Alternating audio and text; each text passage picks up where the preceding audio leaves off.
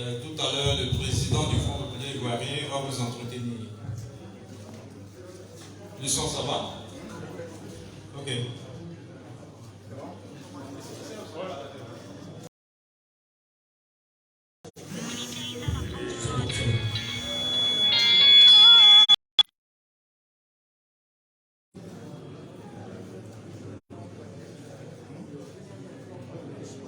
Non. Regardez ma position. C'est à dessin. Il y a plein de chaises derrière.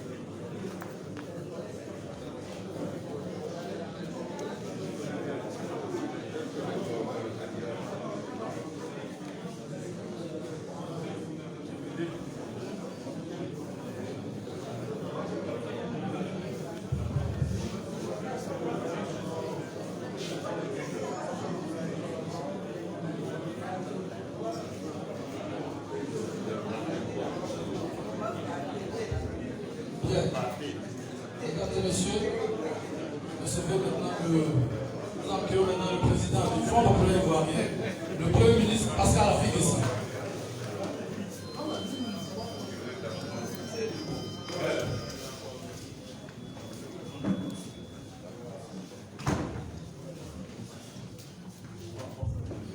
Veuillez vous asseoir, s'il vous plaît. Merci.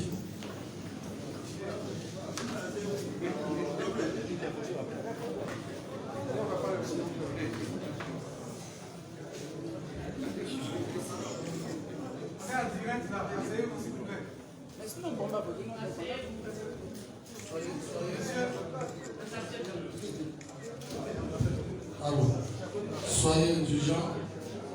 Vous savez qu'il y en a qui font les prises d'images.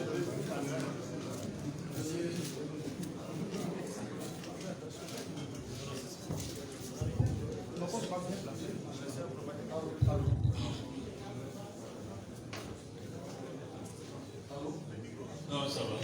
C'est bon? Oui, ça va. Mais je voudrais demander votre indulgence pour 2 minutes. 2 minutes, le temps que mon document pour le propos liminaire ne me va bien.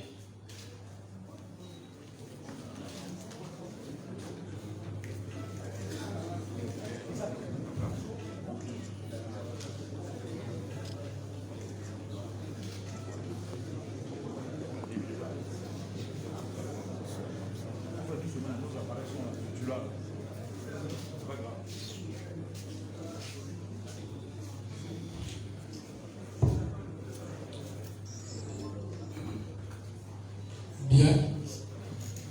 Monsieur le Président, Mesdames et Messieurs les vice-présidents, Mesdames et Messieurs les membres de l'exécutif, secrétaire général du comité central, je présente toute la presse nationale et internationale a répondu à votre invitation. Vous avez la parole et ensuite on passera aux échanges. Merci, Monsieur le Président. Merci. Mesdames et Messieurs les journalistes de la presse nationale et internationale,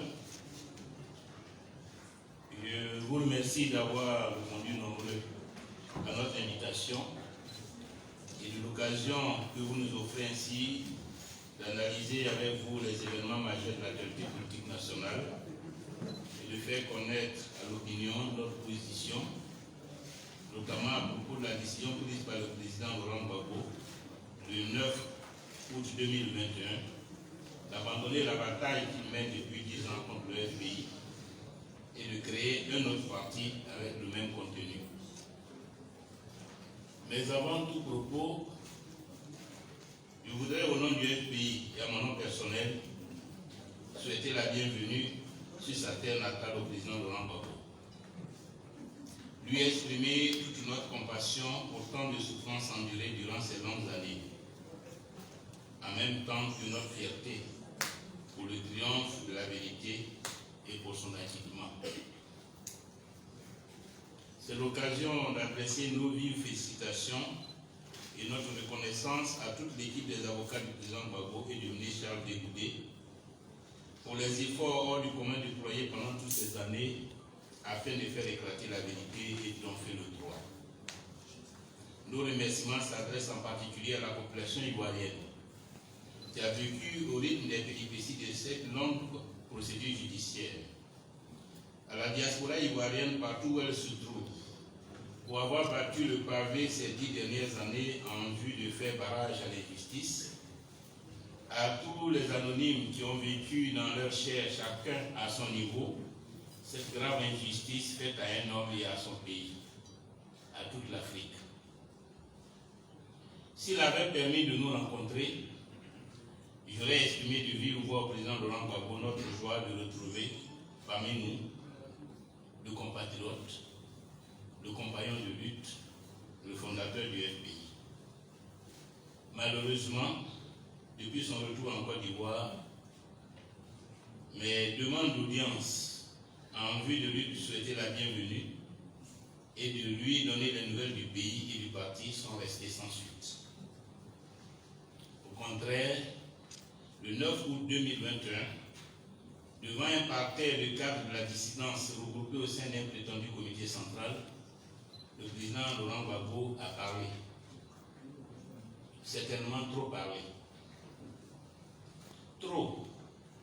Non pas à cause de la longueur du temps de parole ou du flot de sujets abordés, mais en raison du caractère désastreux du discours, tant dans sa forme, dans le fond, que de son empreinte historique.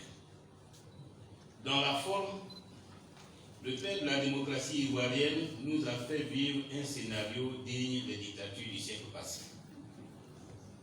Le monologue timonier, ponctué d'applaudissements orchestrés, suivi d'une déclaration écrite d'avance pour chanter les louanges, célébrer son génie et réaffirmer l'indéfectible attachement de son peuple. Les soi-disant membres du comité central n'ont pas eu droit à la parole. Leur opinion sur la grave décision que le président Gbagbo leur demande de prendre importe peu. Dans le fond, le discours a choqué de nombreux militants et démocrates par son caractère mesquin, méprisant, égocentrique et patrimonial. En décidant d'aller créer un autre parti, de ne pas s'engager dans une bataille juridique et de contourner la pierre, Laurent Gbagbo reconnaît implicitement qu'il n'est pas le président du FPI. Pourquoi, pendant 7 ans, s'est-il donc prévalu de ce titre pour semer la confusion au sein de l'opinion, entretenir cette crise de leadership, endosser des déclarations en cette qualité, entretenir sur le terrain des structures parallèles et illégales qui utilisent les symboles du parti et organisent des manifestations sans la caution du parti? Il a causé au FPI un grave préjudice moral et politique, aussi bien en son image, à sa crédibilité qu'à ses résultats électoraux. De son fait, notre parti est aujourd'hui affaibli. Gbagbo a choisi la rupture, le schisme. C'est son choix. Nous ne l'avons pas voulu. Nous avons tout fait pour l'éviter. Il emporte la responsabilité politique, la responsabilité morale, la responsabilité totale, la responsabilité exclusive devant nos militants, nos concitoyens et devant l'histoire. Mais en rompant le lundi 9 août avec le FPI, le président Gbagbo a finalement pris la mesure de l'impasse politique personnelle dans laquelle il se trouvait en opposant à la légalité une soi-disant légitimité autodécrétée, autoproclamée. Il a pris acte d'une réalité qui s'impose à lui. Désormais présent en Côte d'Ivoire, il lui serait de plus en plus difficile d'agir par procuration, de jouer à cache-cache avec le caillou de la loi. Cette rupture, Laurent Gbagbo l'a actée avec ses arguments et ses mots à lui. Un mélange d'égocentrisme, de faits falsifiés pour m'exposer à la vérité publique et de dédain pour ma personne. Laurent Gbagbo affirme qu'il a décidé de me combattre à cause de mes louvoiements, c'est-à-dire de mes hésitations, tergiversations, errements, indéterminations. Il dit, et je le cite, « J'étais en prison à La Haye quand j'ai appris ces louvoiements. Quand les camarades en ont eu marre de ces louvoiements, ils m'ont appelé pour me dire « Il faut être candidat au Congrès et puis on va lui arracher le parti. » C'est comme ça que j'ai appelé à Souadou pour lui dire « Va faire ma campagne. » Il, c'est-à-dire la fille, a compris que c'était pour être enlevé. Donc il a annulé le Congrès. Donc j'ai compris définitivement que ce monsieur, lui aussi était définitif dans son choix d'aller ailleurs. J'ai dit bon, c'est donc un autre combat, une autre lutte qui s'ouvre devant nous. Fin de citation. Ainsi, informé de mes louvoiements par ses camarades, Laurent Gbagbo a décidé de m'arracher le parti sans même chercher à m'entendre, sans me donner l'occasion de m'expliquer et de me défendre. Comment pouvait-il se faire une opinion objective du dossier s'il refuse d'écouter l'autre parti? Pourquoi une telle attitude? Quel est ce modèle de leadership? Cette attitude est loin d'être isolée et elle renseigne sur la gouvernance de l'État sous l'ère Gbagbo et les raisons du drame du 11 avril 2011. Le président Laurent Gbagbo dit en outre avoir appelé à Souadou, alors en exil à Accra, pour être son directeur de campagne. Et pourtant, il s'est gardé de faire expressément acte de candidature, laissant le soin à 4 secrétaires généraux de fédération, initiateurs de l'appel de Mama, de déposer devant le comité de contrôle non pas un dossier de candidature, mais une proposition de candidature sans la demande manuscrite du candidat exigée par le comité de contrôle. Toutes ces années, j'ai usé de tous les moyens pour le rencontrer afin de trouver avec lui une issue à la crise sans succès. Et pourtant, régulièrement, il recevait les animateurs de la dissidence, les confortant dans leur entreprise. Lorsque certains camarades me faisaient défection, il leur ouvrait grand la porte. À l'inverse, il refusait les demandes d'audience de certains autres, des compagnons de lutte de longue date, parce qu'ils étaient proches de moi, les régnant parfois jusqu'après leur mort, uniquement afin de faire le vide autour de moi. À ma sortie de prison, mon engagement à remobiliser les militants en vue d'assurer la pérennité du parti a été présenté comme une volonté de tourner la page de Gbagbo. La poursuite du dialogue engagé par la direction intérimaire pendant que j'étais en prison pour apaiser l'environnement sociopolitique et favoriser la résolution des problèmes que vivaient les militants du parti est devenu du jour au lendemain un acte de trahison et violemment condamné. On fait croire que j'ai un deal avec le régime, feignant d'ignorer le boycott du RGPA 2014, le boycott du référendum constitutionnel de 2016, la marche de la colère 2017, la désobéissance civile en 2020, ainsi que dans le rôle d'opposant politique, toutes ces prises de position dans les meetings, conférences de presse, interviews, etc. On m'a accusé d'avoir été reçu en secret par le président français François Hollande, alors que cette rencontre a réuni dans le grand salon de la résidence de France tous les leaders de l'opposition, RPP avec le président Laurent Donald-Fologo, leader avec Louis-Bari Mamadou, URD avec Alain Boni-Clavé, UDC avec Mel Tedor, MNC avec Pia Cabran, le FPI étant représenté par moi-même, par Danon Didier et Michel Gbagbo, etc. Toutes ces années, j'ai laissé faire. J'ai toléré, guidé par un unique objectif, laisser une chance à l'unité du parti. J'ai subi les mensonges, les propos diffamatoires, les torrents de haine et de boue, colportés par ceux-là même qui se réclamaient de lui. Toutes les manœuvres ont été employées. Avec le temps, j'ai compris bien sûr les fondements de cette intransigeance et de cette attitude. Ce n'est pas la justesse de mon action, ni la pertinence de ma démarche qui était en cause. Cette attitude était dictée par une seule raison. Cette même raison qui aujourd'hui conduit à la rupture. Le refus du président Laurent Gbagbo de tolérer l'émergence d'un leadership autre que le sien. Et cela, même si cette autre personne l'a loyalement servi, l'a payé par moment de sa liberté. Cela, même lorsque les circonstances politiques et la réalité de la situation l'empêchaient du fait d'exercer un leadership quotidien. Un argument, un seul, a été évoqué par le président Laurent Gbagbo pour justifier sa décision de quitter le FPI et de fonder un autre parti. J'aurais pris le FPI en otage et je lui ferais du chantage. Comment? Lui-même explique le crime de lèse-majesté que j'aurais commis au cours de la rencontre qu'il a bien voulu accepter de m'accorder le 3 janvier 2020, après plus de 5 ans de vaines tentatives. Et je le cite. Il y a eu un premier tête-à-tête entre la fille et moi.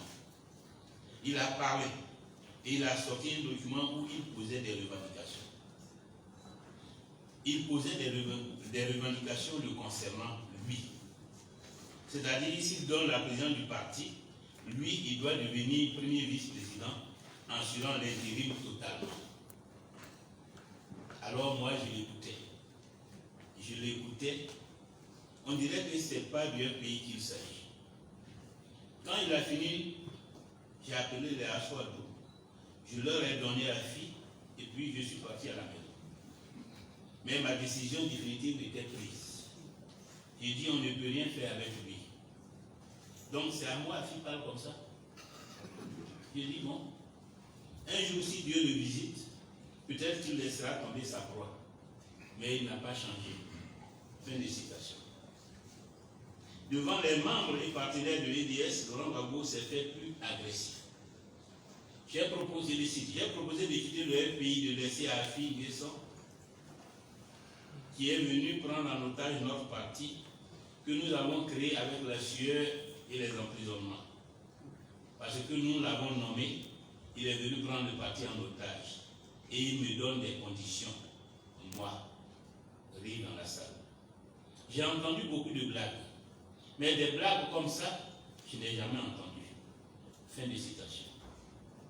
Au moment de lever la séance, il adresse à ce déducteur cette mise en garde. Et je le cite. Juste un dernier mot avant de nous quitter. En politique, il ne faut jamais faire du chantage. Sinon, vous faites ce qu'on a fait à la vie. Discours ahurissant par sa suffisance, son cynisme et son archaïsme. Les Ivoiriens attendaient le retour de l'homme de paix et du démocrate, nourri aux valeurs du socialisme. Ils découvrent un monarque qui se croit propriétaire du FPI, sa chose, dont il peut disposer à sa guise, nommant et renvoyant comme gérant qui il veut et quand il veut. Face à lui, les cadres du parti sont des obligés. C'est lui qui les a faits. Les militants n'ont aucun droit et les textes du parti n'ont aucune importance. Le FPI n'est pas une chose. C'est une organisation politique qui, d'après ses statuts, et je cite, rassemble en une union volontaire les femmes et les hommes épris de justice et de liberté, engagés contre toute forme de domination sur la Côte d'Ivoire et en Côte d'Ivoire. Fin de citation. Il est vrai que l'histoire du FPI est inséparable de la lutte et du parcours politique de Laurent Gbagbo. Mais c'est une grave erreur politique de réduire le parti à cette dimension et de nier le rôle moteur des cadres et militants du parti. Pendant des années, ces femmes et ces hommes ont supporté la réprobation générale, l'ostracisme, les humiliations de toute nature, les intimidations administratives, les pressions familiales et tribales, toutes sortes de blessures physiques, morales et psychologiques pour donner une assise au parti, pour le faire grandir et accéder au pouvoir d'État avec Laurent Gbagbo. Laurent Gbagbo ne s'est pas fait lui-même. C'est nous tous qui l'avons fait. Il nous doit un minimum de respect et de considération. Oui, très tôt, le président Gbagbo m'a fait confiance et m'a appelé à ses côtés pour me confier d'importantes responsabilités. J'ai été son directeur de campagne en 2000 et son premier ministre à l'issue de notre victoire. Ces nominations étaient-elles justifiées ou non? M'oblige-t-elle à la soumission aveugle? Mes désaccords avec lui sur certaines questions peuvent-ils être considérés comme une marque d'ingratitude? Il sait, comme moi, que ce mot ingratitude n'a aucune signification politique. Dans ce domaine, c'est l'homme qui fait l'homme, comme disent les Ivoiriens. Nous l'avons fait, en retour, il nous a fait. Il nous doit, nous lui devons. Dans ce domaine, les règles, les lois, les principes, dont le principe de nécessité transcende les sentiments personnels. En conséquence, les décisions doivent être fondées sur des critères objectifs. C'est au nom de ces critères objectifs qu'en plusieurs circonstances, le président Gbagbo m'a confié ces importantes missions. Il l'a fait non par complaisance, mais par intérêt, par nécessité politique. J'ai quitté ces responsabilités quand d'autres nécessités plus grandes et d'autres critères objectifs se sont imposés. La générosité et l'ingratitude n'ont rien à voir dans cette affaire.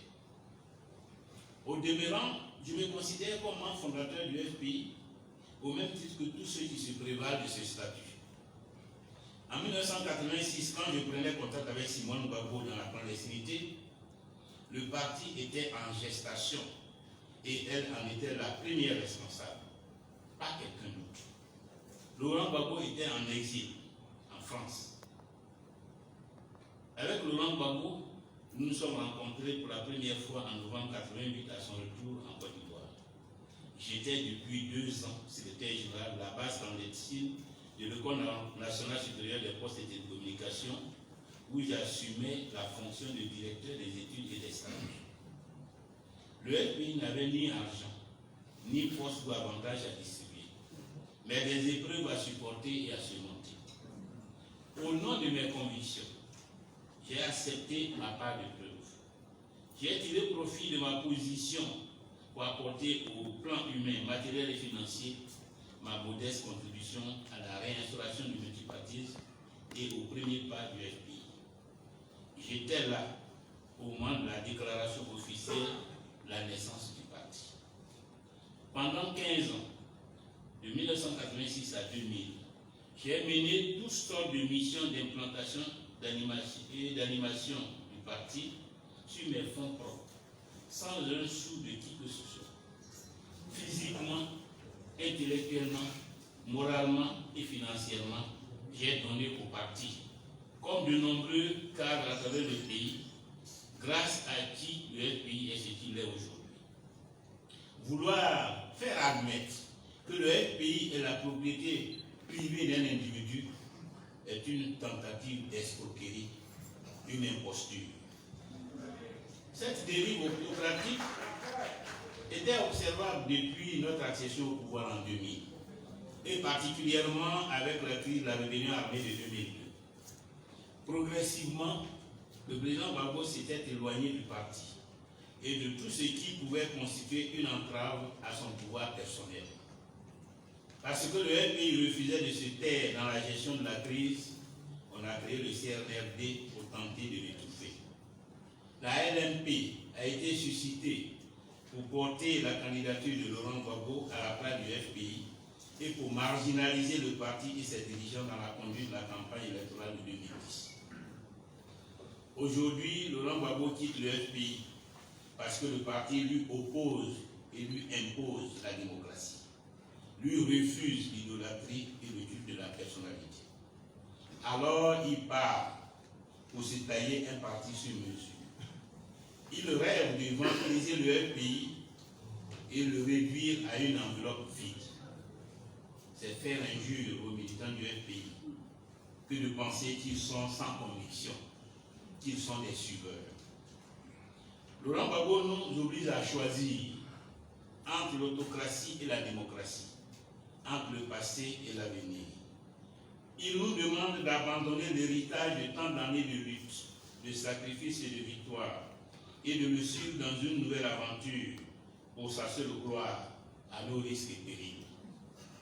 J'appelle au rassemblement de tous les militants du FPI, de tous les courants d'opinion au sein du parti.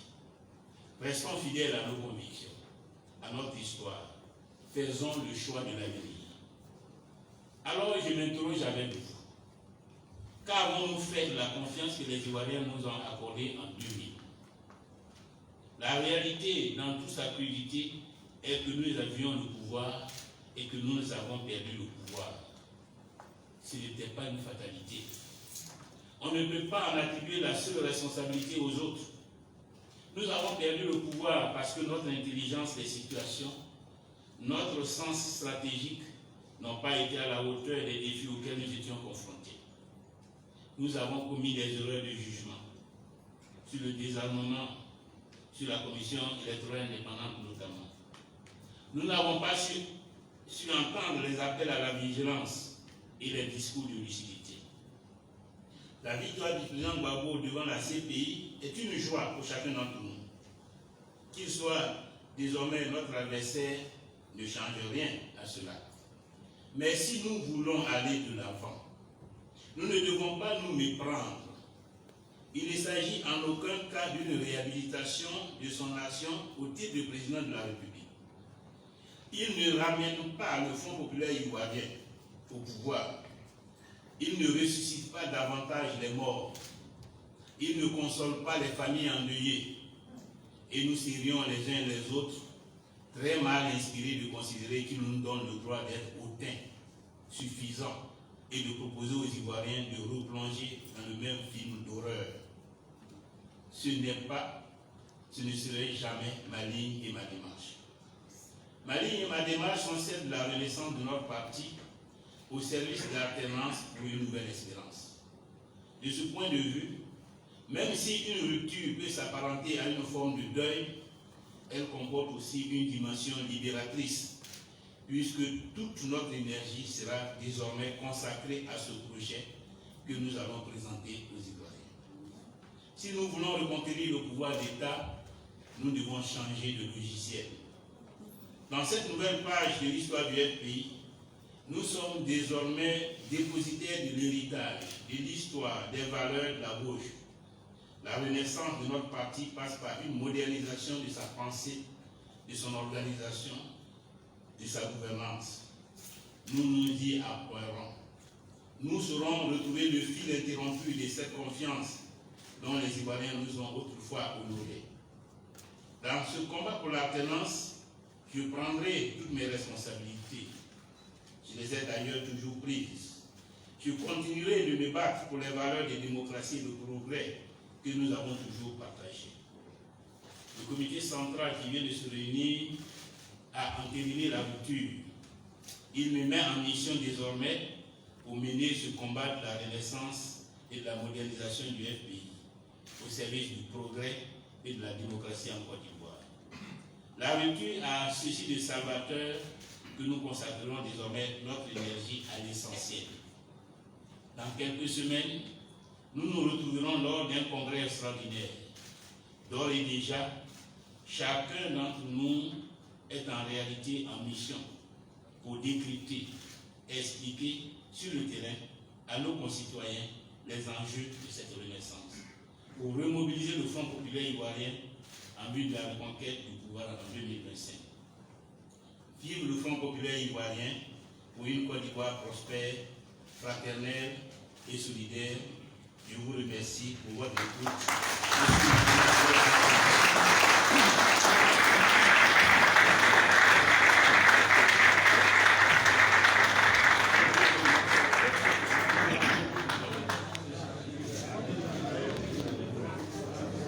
Merci. Merci, Monsieur le Président. Chers amis, chers confrères, vous avez écouté longuement le propos du président du Front populaire ivoirien. Va arriver maintenant donc la phase des échanges avec la presse. Nous allons procéder par liste de 5 questions. Et puis, si nous devons renouveler l'exercice, on le fera. Une première liste de 5 personnes. Qui m'aide à prendre le nom? Je vois déjà la main de Arsène Kenan. Qui m'aide à prendre le nom?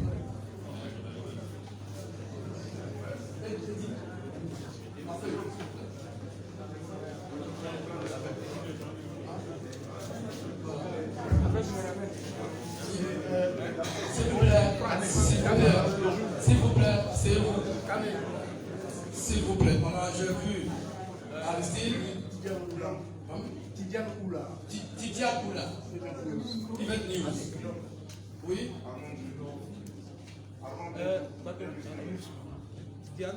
Tidiane Oula, Event News. Armand Blédou de NCI. C'est un confrère jeunesse. Oui, il y a un humain ici. Prince Bengassou, Afrique Soir. Félix Dédé serait notre voix. On a combien déjà? Aristide, Tidiane, Armand Blédou, Prince Bengassou. Félix serait dans les 5, je pense. Ok. Je passe mon micro à Aïssi Kenan pour sa question.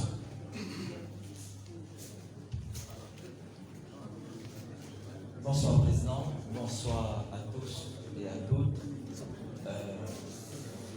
Dans vos propos liminaires, donc je suis Aristide Kenda, je suis le directeur de publication du magazine Lutte Africa des As continent. Je suis aussi certains dimanches consultant sur NCI en tant qu'éditorialiste. Président, je voulais d'abord vous remercier pour la réception que vous avez consacrée il y a quelques jours chez vous, où je voulais vous inviter au lancement du magazine. Et vous avez dit dans votre propos liminaire, vous avez dit quelque chose de très intéressant sur le champ politique, qui est un champ de l'égalité de pouvoir. Vous avez parlé de la Renaissance et vous avez reconnu les erreurs lorsque vous étiez au pouvoir. Et lorsque vous nous avez reçus, vous avez donc parlé du pluralisme qui a existé avant les indépendances et il y a eu donc cette erreur. Et dans votre conclusion, vous parlez d'une Côte d'Ivoire fraternelle. Est-ce que vous reconnaissez que cette Côte d'Ivoire n'a pas été suffisamment fraternelle?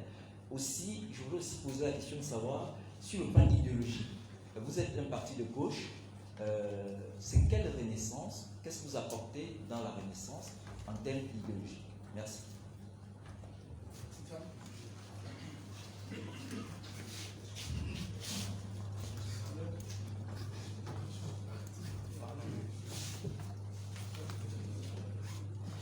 Bonsoir, Monsieur le Président.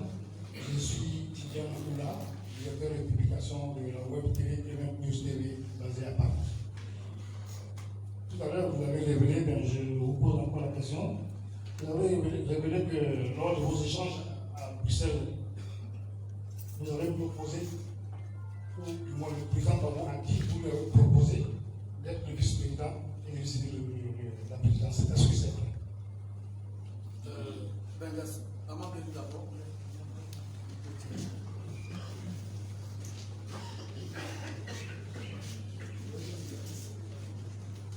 Bonsoir, Monsieur le Président. Je suis Armand Bétou, je suis journaliste à DNews TV. Alors, Monsieur le Président, vous venez dater le divorce d'avec ce que vous avez toujours appelé la France dissidente du pays, donc incarnée par Laurent Gbagbo. Mais je voudrais me faire le porte-parole de bon nombre d'Ivoiriens qui se demandent que pourrait désormais peser le FPI sans Laurent Gbagbo, qui est son leader, qui a été pendant longtemps son leader contesté et qui l'a porté pendant plusieurs années. Merci.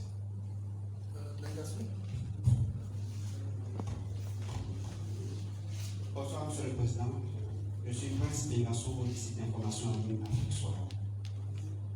Réagissant à la création d'un nouveau parti politique, Sam l'Africain a décidé, il a dit que la décision du président Gbagbo était salutaire. Aussi, il a affirmé, et je le cite, Afin-Guessan peut maintenant dire qu'il va au RHDP, parce qu'il y a longtemps qu'il travaille au RHDP. Que répondez-vous à ces affirmations-là?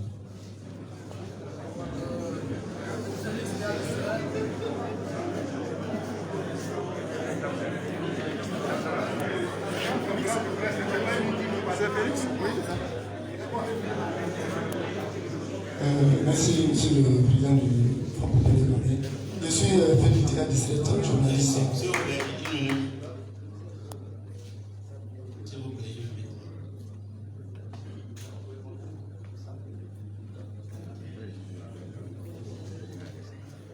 Oui. Je suis Félix Théa, district journaliste à Ivoire. Monsieur le Président, selon les informations à notre possession, votre collaborateur, le député de Mars Produit, M. Sia André, qui est député FPI, serait en train d'être courtisé fortement par Gbagbo. L'information, la dernière que nous avons, c'est que le mercredi dernier, le ministre Léon Monnet serait rendu même à son domicile, rien que pour l'amener à rejoindre le rang du nouveau parti que le président Gbagbo s'apprête à mettre sur pied. Êtes-vous informé de cela et quel commentaire faites-vous?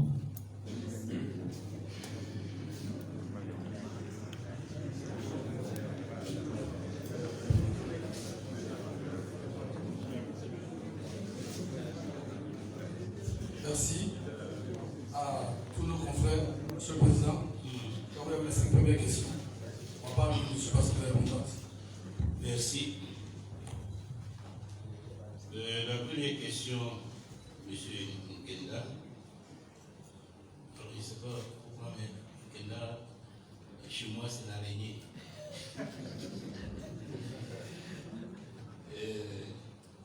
Une espèce très très futile. Alors, est-ce que c'est parce que la Côte d'Ivoire n'est pas fraternelle que nous insistons sur cette notion? Oui, il faut dire que la fraternité ivoirienne est malmené depuis une trentaine d'années par les crises successives que le pays a connues et qu'aujourd'hui, les Ivoiriens ne vivent pas en harmonie, en symbiose comme on l'aurait souhaité. Il y a beaucoup de méfiance. La politique, l'ethnie, parfois même la religion a causé beaucoup de dommages à la cohésion nationale et à la fraternité ivoirienne.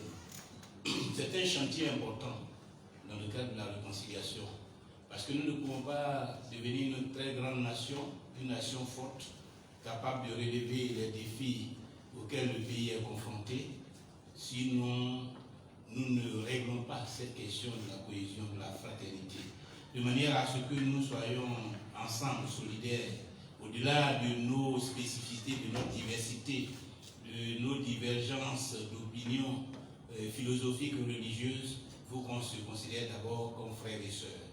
Et c'est ce chantier qui a été d'abord le premier chantier dans toutes les grandes nations que nous connaissons aujourd'hui. Et l'État a été véritablement dans ces pays le ciment de la cohésion nationale. Un État républicain, un État équidistance de toutes les ethnies, de toutes les religions, de tous les citoyens, un État qui fait la promotion de l'égalité sur tous les plans, de l'égalité juridique, de l'égalité dans l'accès aux soins, un État qui est reconnu par les citoyens comme un État légitime, auquel ils accordent leur allégeance, parce qu'ils lui font confiance, parce qu'ils savent qu'il est le paravent, le bouclier pour leur sécurité et pour la construction de l'avenir. C'est cela qui pose problème aujourd'hui. Quand on regarde par exemple la Côte d'Ivoire, tous les Ivoiriens n'ont pas la même attitude vis-à-vis de l'État. Il y a ceux qui lui font allégeance et il y a ceux qui lui ont tourné le dos. Il y a ceux qui le contestent. Il y a ceux qui le subissent parce qu'ils ne peuvent pas faire autrement, mais qui ne sont pas en phase et qui parfois même peuvent être tentés d'engager des actions contre l'État parce qu'ils veulent que tout cela soit réformé. Et donc c'est tout ça qui constitue des défis et la fraternité ivoirienne fait partie de ces défis que nous devons relever. Qu'est-ce que nous apportons dans le cadre de la renaissance au plan idéologique? Mais c'est véritablement la renaissance. Vous savez, hier nous parlions de la refondation. Aujourd'hui nous parlons de la renaissance. Pourquoi? Parce qu'aujourd'hui le pays est confronté à d'autres problématiques, à d'autres défis que nous ne connaissions pas, auxquels nous n'étions pas confrontés au moment où nous parlions de la refondation. Le défi de la cohésion nationale. Ça aussi, c'est un élément important. Ce problème ne se posait pas de la même façon il y a 20 ans, il y a 30 ans. C'est une dimension essentielle qu'il faut intégrer dans la vision politique, dans notre vision politique, dans notre démarche et dans notre façon d'appréhender l'avenir du pays. Il y a la question de la relation avec les étrangers. Vous savez, on a parlé au moment de l'ivoirité. La relation, la cohésion avec les Ivoiriens. Philosophiquement, il faut prendre position. Est-ce qu'on est pour la xénophobie? Est-ce qu'on est pour le nationalisme étriqué? Ou au contraire, on s'inscrit dans une dynamique de la mondialisation? Parce que la mondialisation est une réalité que nous vivons, qui nous impose des responsabilités, qui nous impose une façon de voir les choses, qui nous impose un état d'esprit, une mentalité qu'il faut accepter et qu'il faut voir comment on intègre, on la gère. Il y a la question des étrangers en Côte d'Ivoire. C'est un problème. Sur cette question, oui, je ne suis pas sûr que tous les partis politiques aient la même position. Il y a ceux qui certainement seraient heureux qu'on jette tous les étrangers à la mer.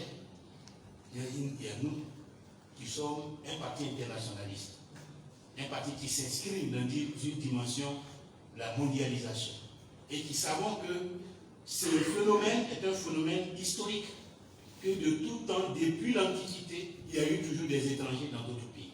Que cette situation évolue selon les contextes, que nous devons faire avec, et voir comment nous intégrons ces étrangers comme une dimension importante, comme une ressource pour le développement de notre nation. Vous savez, après la Deuxième Guerre mondiale, les grandes puissances se combattaient pour accueillir les désirés allemands, les nazis, les chercheurs. Certains aux États-Unis ont été à la source de l'invention de la bombe atomique, d'autres en Union soviétique. C'est donc dire qu'il faut savoir utiliser l'étranger. Aujourd'hui, des pays comme le Canada ont besoin de main-d'œuvre et font appel à les ressources humaines qualifiées. Nous aussi, nous devons avoir une politique de l'immigration pour voir comment, de par notre position, nous faisons en sorte que la Côte d'Ivoire soit une nation en avance, soit un creuset, soit vraiment un pôle de développement régional. Donc, il y a ça. Il y a la question économique. Depuis l'indépendance, la Côte d'Ivoire n'a pas changé sur le plan économique. Une économie agricole. Or, c'est à travers l'économie, la nature de l'économie, qu'on juge le degré de développement d'un pays. Vous allez en Europe, l'agriculture représente moins de 2% du produit intérieur brut. Mais chez nous, on avoisine, on dépasse les 25%. Et l'industrie est minoritaire, de même que les services. Parce que nous sommes restés un pays exportateur de matières premières brutes. Donc, si nous ne transformons pas ça, nous ne pouvons pas devenir une grande nation. Mais comment nous transformons? Avec qui nous transformons? Ça aussi, il y a des variations selon les pays et selon les partis politiques. Nous voulons une économie qui s'appuie principalement sur les ressources nationales. Que l'économie, le développement économique soit le fruit de notre énergie, de nos efforts, de notre intelligence, d'abord, avant même de faire appel. Et que donc nous soyons présents, que nous encourageons les jeunes qui veulent s'engager dans les activités économiques, que nous mettions en place des moyens d'accompagnement techniques, financiers, pour que les Ivoiriens s'approprient leur économie et qu'ils soient eux-mêmes les moteurs du développement de leur économie. Il y a la question internationale, j'en ai parlé, il y a la question sociale. Et c'est une dimension importante. Aujourd'hui, l'école est sinistrée, la santé est un mouroir, la pauvreté est grandissante. Il faut une politique. Et nous voulons être le parti de la modernisation sociale. Parce que nous savons que le capital humain est le premier facteur du développement d'un pays. Et le capital humain, c'est à la fois l'éducation, c'est à la fois la santé, c'est soit l'environnement social. Il faut un peuple éduqué. Quand vous avez 50% de votre population qui est analphabète, vous ne pouvez pas envisager un développement économique. Parce que 50% d'analphabètes, c'est 50% d'handicapés. Il faut donc une vigoureuse politique pour l'éducation. L'éducation des jeunes, des enfants, mais l'éducation aussi des adultes. Une école populaire qui prenne en compte tout le monde, tout au long de leur vie. Et qu'à tout moment, les Ivoiriens aient une opportunité de continuer à apprendre, de continuer à améliorer leurs connaissances, de continuer à les adapter, à se mettre au niveau des défis modernes. Si Internet intervient, ceux qui n'ont pas connu Internet à l'école doivent avoir des opportunités de connaître Internet, etc. C'est ainsi que nous pouvons avoir un grand pays. Donc voilà un certain nombre d'éléments, mais malheureusement nous n'avons pas eu l'occasion de déployer tout ça pendant les élections de 2020. Dans les semaines, mois à venir, vous nous verrez plus souvent sur cette thématique, parce que ce sont sur ces questions que les Ivoiriens attendent les hommes politiques. Est-ce que j'ai proposé au président d'être son vice-président à l'occasion de la rencontre que nous avons eue à Bruxelles. Oui. J'ai proposé ça. Mais pourquoi j'ai proposé? Parce que ce n'est pas courant, ce n'est pas anodin que quelqu'un qui est président dise, bon, je descends, être vice-président, et toi, prends la présidence. Est-ce qu'on voit ça souvent? Est-ce qu'on voit ça souvent? Les gens qui sont présidents, souvent, ils s'accrochent à leur présidence.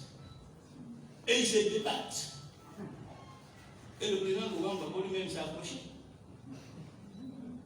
Quand les autres disaient qu'il avait perdu le pouvoir, et qu'on faisait même la guerre, que les gens mouraient, est-ce qu'il a dit non? Au nom de la vie humaine, je cède le poste de président à Alassane Ouattara. Est-ce qu'il a dit ça? Il s'est approché.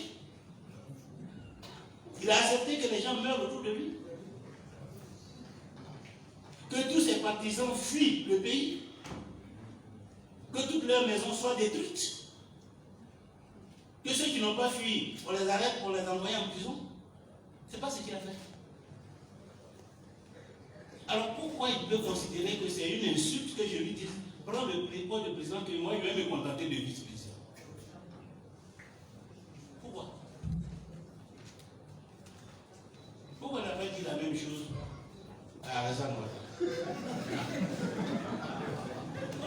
Ça dit qu'aujourd'hui, après les gens disent, les enfants là, ils parlent mal.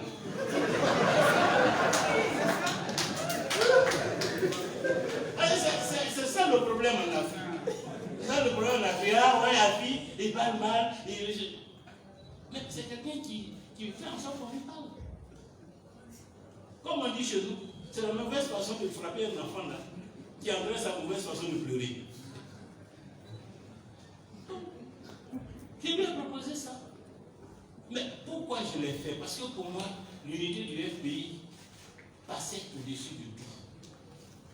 Pour l'unité du FPI, pour que le FPI soit uni, je suis prêt à céder. Mais pourquoi il a décidé d'être vice-président, premier vice-président? C'est même pas parce que c'est important. Quelqu'un qui a été président, qu'est-ce qu'il a trouvé dans vice-président?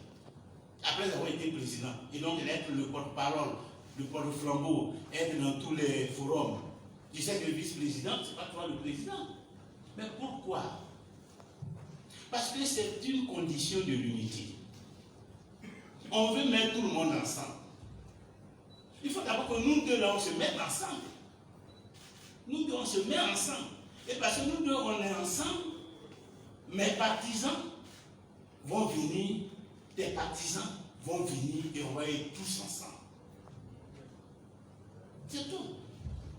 Sinon, moi, là, président de FPI, j'ai dépassé ça. C'est le plus président de FPI que je cherche.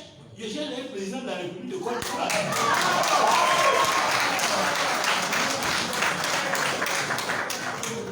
Les gens se trompent, ils croient que je suis approché au point de vue. J'ai dépassé ça. J'ai dépassé ça. Et moi, je serai à la place de Gbagbo, je ne viserai même pas ça. Je suis même.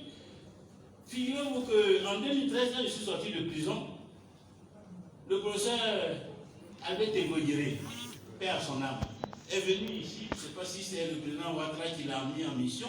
Et il a cherché à me rencontrer. On s'est rencontrés à l'hôtel Ivoire. Je crois qu'on était ensemble. Voilà. À l'hôtel Yama.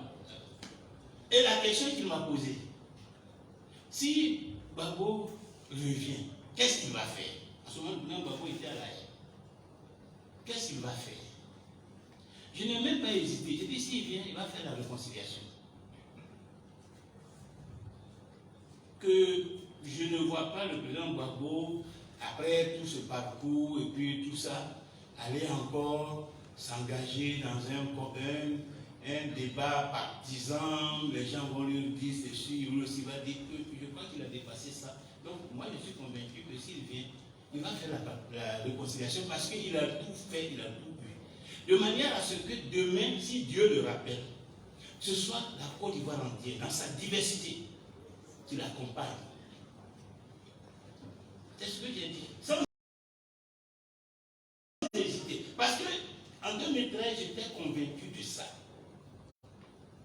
Je n'ai jamais imaginé que le président Gbagbo allait me faire une guerre pour le poste de président du FPI. Je n'ai jamais imaginé ça. Et puis lui-même, il a dit, Haïtien, quand on a été grand, il faut savoir rester grand. Est-ce que vous me voyez en train de me battre avec la fille pour le poste de président du FPI? Et Albert Théodule m'a dit, mais est-ce qu'il peut donner un message? Je lui ai dit, mais le gars, il est enfermé à la haie. Quel message il peut donner? Que si vous voulez vous envoyer quelqu'un, le rencontrer, je suis sûr. Parce que moi, à ce moment, toutes les voies et moyens pour régler pacifiquement la crise, c'est ce que je cherche. Et je sais que c'est la négociation. Nous, les hommes politiques, notre principal instrument, c'est la négociation, les conciliabules, les rencontres, la recherche de compromis. Donc, tout ce que tu peux faire pour dénouer une crise, toutes les hommes, toutes les personnalités que tu peux rencontrer pour influencer une situation, il faut le faire. Donc, quand il m'a dit, est-ce qu'il peut donner un message? Si vous envoyez quelqu'un, il dit, qui tu vois? Dans un premier temps, j'ai proposé M. Charles Konan Bani, qui était à cette époque président de la CDVR, la Commission dialogue, vérité et réconciliation. Et puis après, je me suis rappelé que Charles Konan Bani a été Premier ministre de Gbagbo et que ça ne s'est pas très bien passé. Donc je me suis dit, ah, ce n'est pas peut-être forcément la meilleure personne. Et j'ai proposé Monseigneur Koutoua. Il dit, ouais, Monseigneur Koutoua, et si vous l'envoyez, malheureusement à cette époque, son éminence avait un problème de santé, puisque c'est à cette époque qu'il a fait la chute et qu'il a eu des fractures. Et moi-même, je l'ai rencontré, puisque quand je suis sorti, j'ai fait la visite de toutes les personnes. Je lui ai dit ça. Je lui ai dit que, ah, voilà, avec Théodule, il m'a posé tel problème, voilà ce que je lui ai dit. Et il devrait lui aussi, après rencontrer le Seigneur Koutoua, je ne l'ai plus suivi. Mais je vous raconte ça pour voir dans quel état d'esprit moi j'étais en 2013, vis-à-vis des ambitions du président. Moi, je le mettais à un haut niveau. Donc je lui ai proposé ça, parce que je voulais une solution. Et quand j'ai dit vice-président, ce n'était pas pour l'emmerder. Ce n'était pas pour faire du chantage.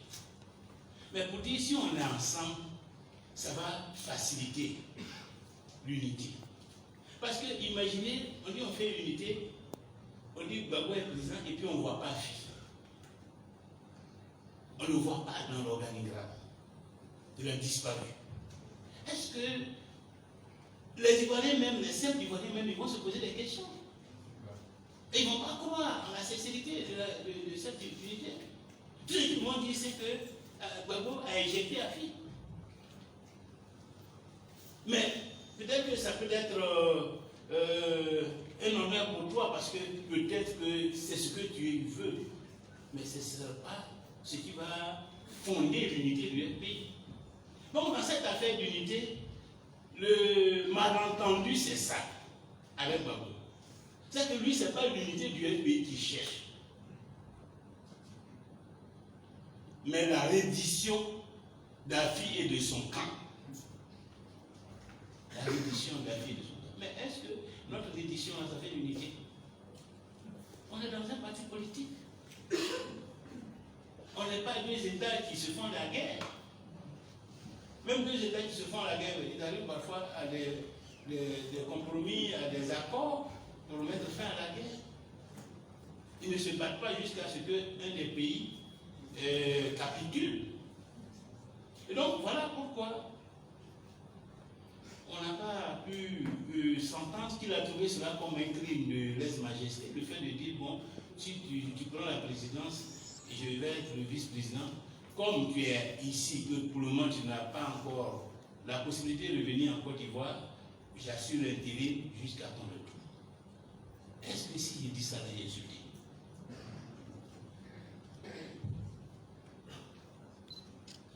Alors,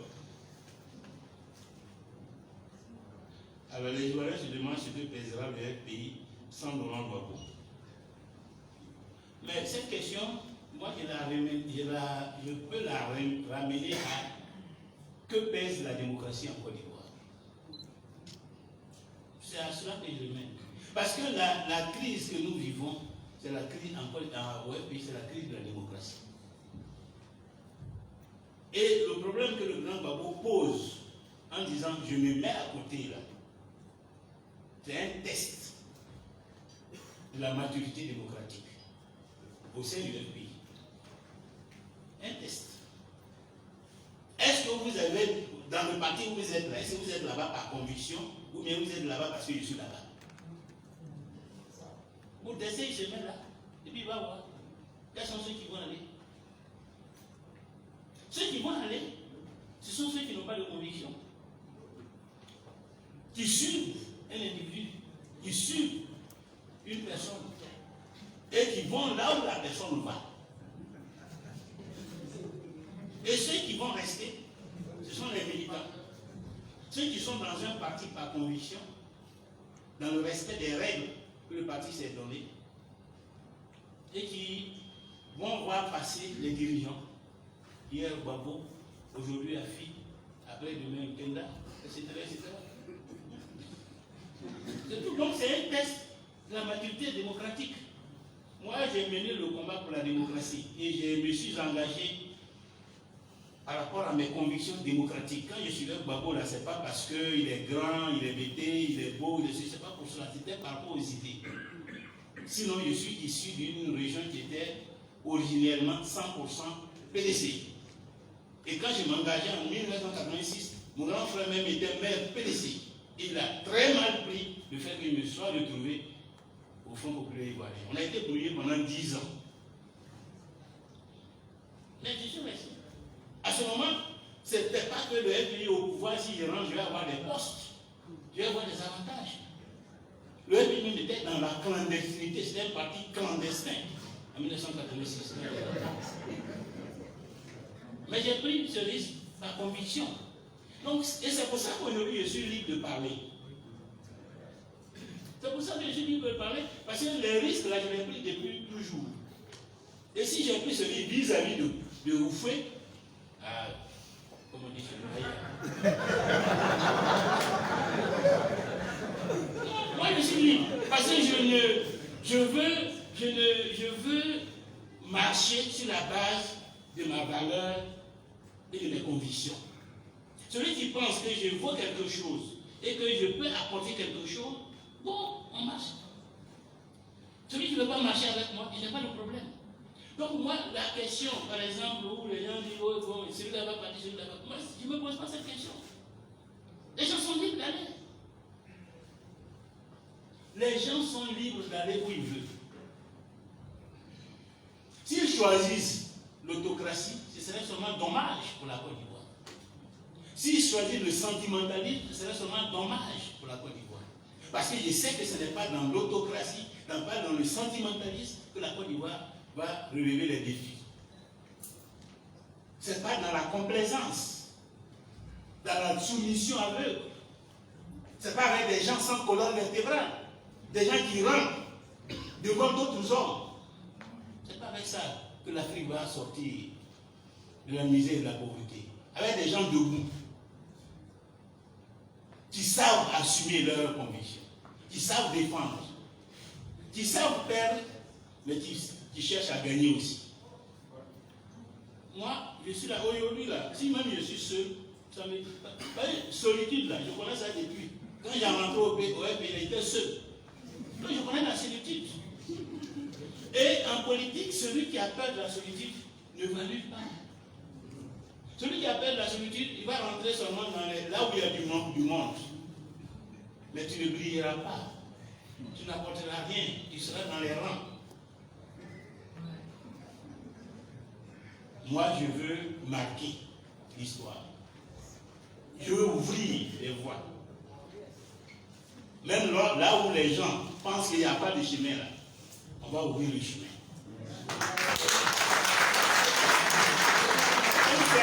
C'est ce défi-là. Parce que nous voulons, le pays doit être différent du RHDP, différent du PDCI. Le pays ne doit pas être un parti qui vit sur le clan et l'ethnie. C'est commode, c'est facile.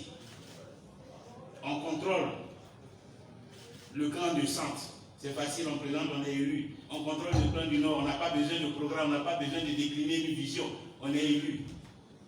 C'est trop facile, mais ça mène le pays où? Ça mène le pays à la guerre des clans. Nous voulons promouvoir une autre façon de voir la politique. Nous voulons promouvoir la démocratie. Nous voulons rassembler les Ivoiriens autour de projets politiques, autour de valeurs, autour des principes. Parce que c'est seulement de cette façon que nous pourrons mettre fin à la division. Parce que les Ivoiriens vont se rassembler autour des idées et non autour des ethnies.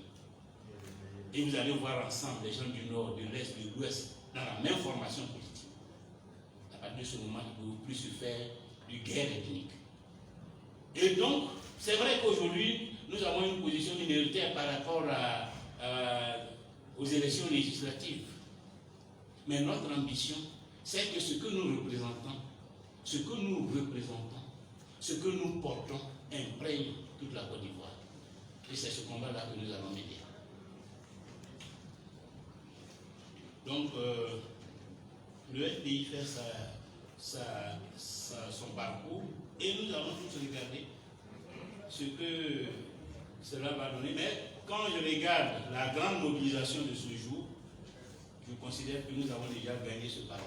Parce que tous ceux qui sont là connaissent Gbagbo, ont vécu avec lui. Certains même ont bénéficié de ses largesses. Certains même sont issus de la même région ethnique que lui.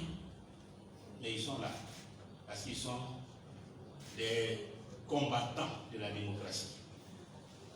Parce qu'ils sont des militants de la démocratie et des libertés. Et je sais que demain, beaucoup vont nous rejoindre. Parce que même au sein des bords, ceux qui étaient là et qui nous combattaient n'ont jamais envisagé d'aller créer un parti politique.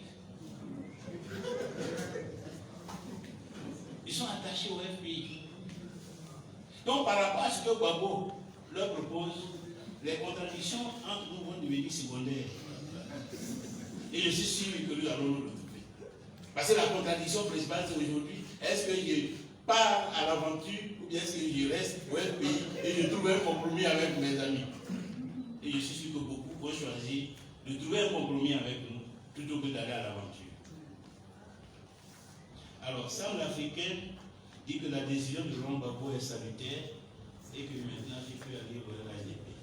Bon, j'aurais pu ne pas répondre. Parce que je pense même que vous-même les journalistes, quand vous prenez les questions là, prenez des questions.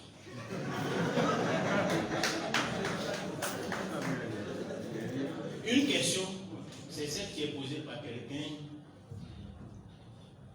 qui est significatif. C'est une question.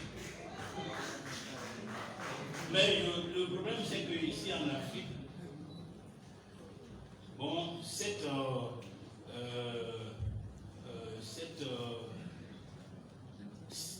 distinction, on la fait pas.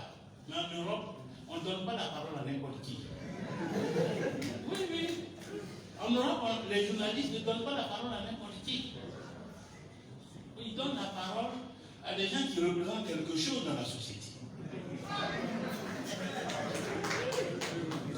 Et souvent, il y en a qui font ça.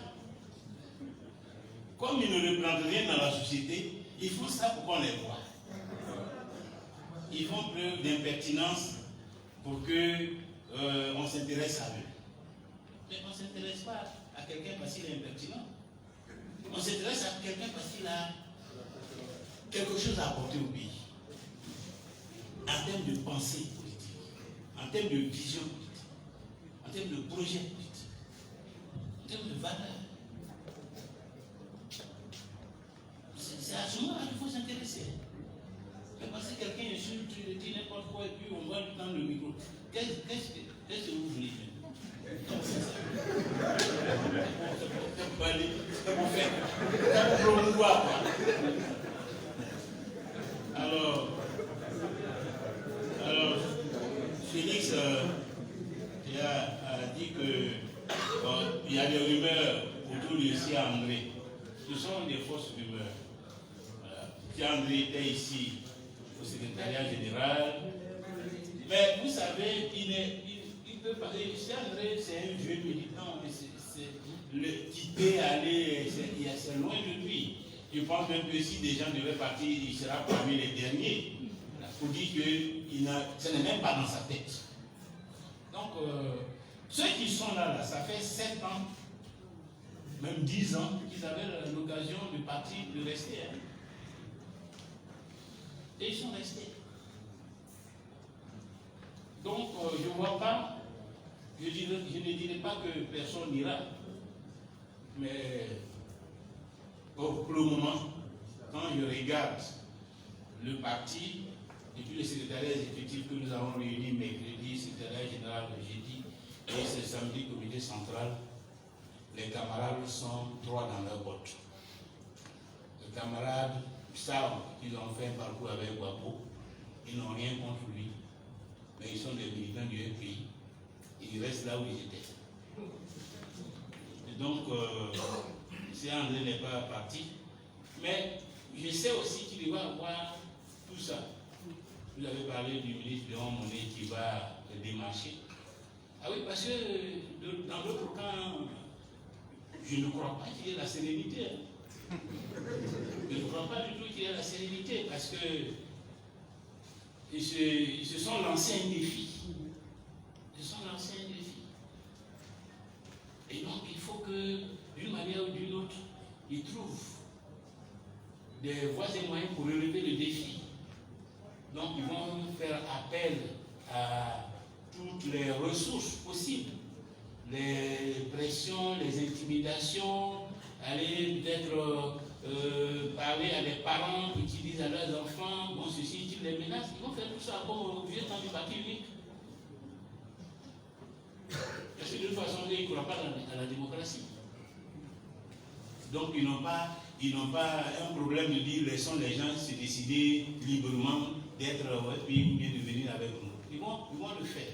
Puisque pendant toute la crise, ils l'ont fait. Moi-même, j'avais été victime. Comme je disais là, quand ils avaient parlé de cette affaire de président de Gbagbo, candidat à la présidence du FPI, alors qu'il n'avait pas fait de candidature, et puis que je lisais, ils sont partis appeler mes cousins qui étaient avec nous. Deux cousins pour venir me dire, allez-y dire à votre petit frère de retirer sa candidature. Donc, c'est pas nouveau. Mais je ne suis pas sûr qu'ils pourront remplir leur enveloppe avec des défections dans notre camp. Ok. Bon, je crois qu'on a fini de... Merci. Merci, Monsieur le Président. Alors, on va prendre une seconde et dernière liste. Pour Marie.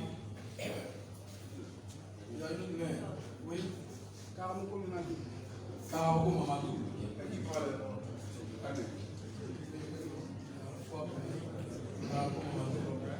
Oui. Ofo est déjà noté. On a mis 3.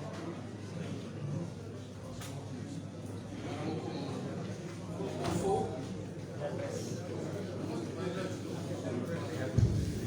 Il y a trois noms.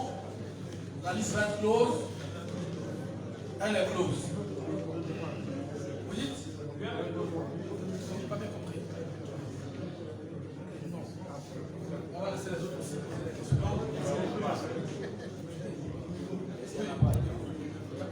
Là-bas. Donc le pouvoir, Marie-Toi. À toi de Oui, Romain Foy, Ivoire TV.net. Président, bonsoir. Très heureux de vous retrouver depuis longtemps. Vous avez parlé longuement, vous avez eu le beau rôle depuis ce 9 août, décision du président Laurent Gbagbo de créer un autre parti.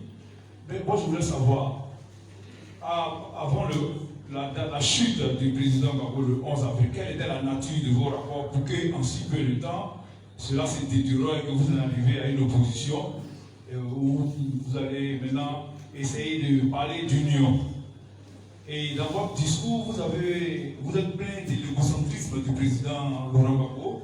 est-ce qu'on ne peut pas vous opposer vous-même ce même défaut? Parce que vous avez dit que vous voulez être secrétaire vice-président, vous avez parlé de tout ce que vous avez fait pour le parti, et même vous avez plus ou moins relié votre arrivée au FPI, comme ce serait Gbagbo qui vous a fait venir, selon vous c'est Simone. Tout ça, est-ce que vous n'êtes pas vous-même aussi quelqu'un à qui on peut reprocher l'égocentrisme? Je vous remercie.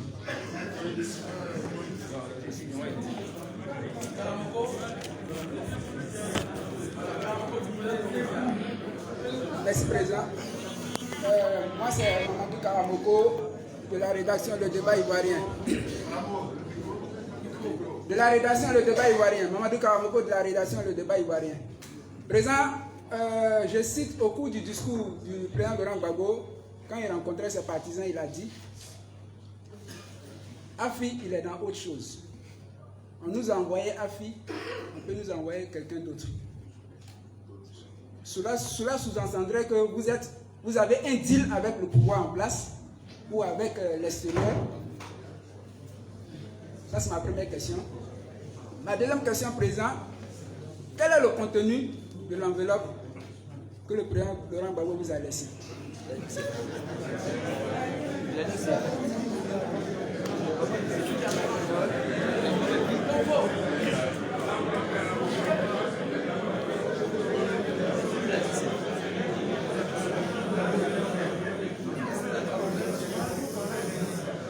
Bonsoir, Président.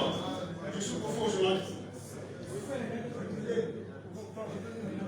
Je suis Koufo, journaliste à la télévision d'Abidjan.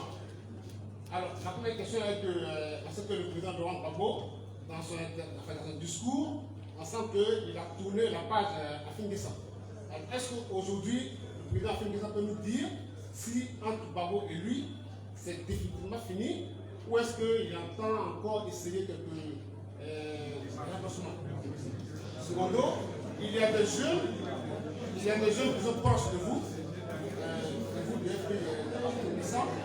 qui, la semaine dernière, ont adhéré au RHDP via le parti Concorde.